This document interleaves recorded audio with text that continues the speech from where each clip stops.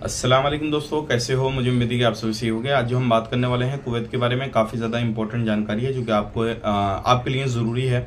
और यहाँ पे हम बात करेंगे सफ़र के हवाले से और बायोमेट्रिक के हवाले से, छूट के हवाले से। और जो लोग 2020 से पहले गए थे क्या वो आ सकते हैं, नहीं आ सकते हैं, और जो लोग छूट में आते हैं उनका क्या मसला रहता है। चैनल को पहली बार देख रहे हैं सब्सक्राइब करें और साथ ही साथ बेल आइकन जरूर प्रेस कर दें। आने वाले वक्त में ऐसे ही इन्फॉर्मेशन आपको मिलती रहे और आप हमेशा हमारे साथ में जुड़े रहें। सबसे पहले मैं आपको बताना चाहूँगा, अगर आप कुवैत के अंदर रहते हैं तो अभी जो है बहुत सारे लोग ये चीज़ को देख रहे हैं कि बायोमेट्रिक हमें कराना है, नहीं कराना है। तो मैं आपको बताना चाहूँगा, अगर आपने बायोमेट्रिक नहीं कराया है, अगर आप सफ़र करना चाहते हैं तो कर सकते हैं, कोई भी मसला नहीं है। लेकिन जब आप रिटर्न आएंगे, कुवैत के अंदर एंट्री करेंगे, तब आपके लिए ज़रूरी रहेगा बायोमेट्रिक। इस चीज़ का ध्यान रखिएगा। तो बेहतर यही है कि अगर आप कुवैत में आने वाले वक्त में रहने की अभी सोच रहे हैं कि 2-4 साल आपको रहना है यहाँ पर, तो बायोमेट्रिक आप करा लें, कोई भी मसला नहीं है। इसमें आपका ही फायदा है, क्योंकि बायोमेट्रिक कराने के बाद में जो भी आपका डाटा है वो पूरा सारा कुछ जो है वो ऑनलाइन हो जाता है, किसी भी तरीके से मसला नहीं होगा। बात कर लेते हैं यहाँ पे, जो लोग 2020 से पहले यानी कि जो छूट वगैरह आती है उसमें गए थे, उस टाइम पे जो छूट आई थी, तो क्या वो अभी आ रहे हैं? नहीं, तो बिल्कुल आ रहे हैं, कोई भी मसला नहीं है। अगर आप छूट में किसी भी वक्त में गए हैं तो सभी लोगों को बैन नहीं किया जाता है छूट में। जो छूट का फायदा लेते हैं वो लोग कुवैत के अंदर कभी भी आ सकते हैं। अपना नया वीज़ा लें, टिकट लें, सारी चीज़ें कंप्लीट कराएं और उसके बाद में आ जाएं, काम करें, कोई भी मसला नहीं है। और यही मसला अभी जो छूट चल रही है इसके अंदर है।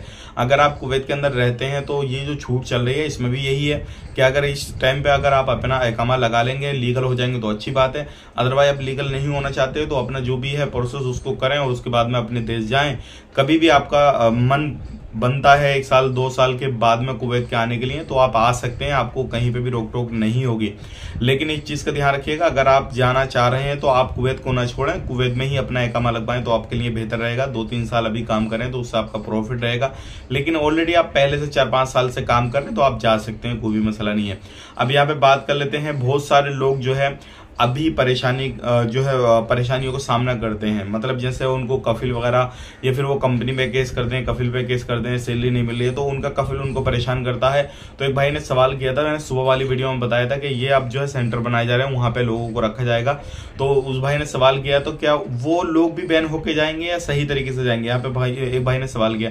तो मैं आपको बताना चाहूंगा, अगर आपको परेशानी आ रही है, आपने कोई भी एक्शन लिया है लीगल तरीके से और गवर्नमेंट आपको वहां से उठा के अपने सेंटर में रख रही है, तो वो आपकी मदद कर रही है। आप वहां पे इलीगल नहीं होंगे किसी भी तरीके से और ना ही आप पर बैन लगाया जाएगा, क्योंकि आप सही हैं। आपको कोई कंपनी या किसी भी तरीके से कोई घर वाला, कोई भी कफिल वगैरह परेशान कर रहा, तो उसमें आपकी गलती नहीं है। आपको सारी फैसिलिटीज प्रोवाइड की जाएगी, सारा कुछ आपको मिलेगा। और अगर आप काम करना चाहेंगे तो उसके लिए भी आपके लिए कोई ना कोई रास्ता निकाला जाएगा। तो ये थी आज की कुछ इंपॉर्टेंट जानकारी जो कि मैंने आपसे शेयर कर दी। उम्मीद करता हूँ वीडियो पसंद आएगा। पसंद आए तो लाइक करें, शेयर करें। ऐसे ही इन्फॉर्मेशन के लिए साथ में जुड़े रहें। आप अपना ख्याल रखें, अपनी फैमिली को ख्याल रखें। Take care, bye bye.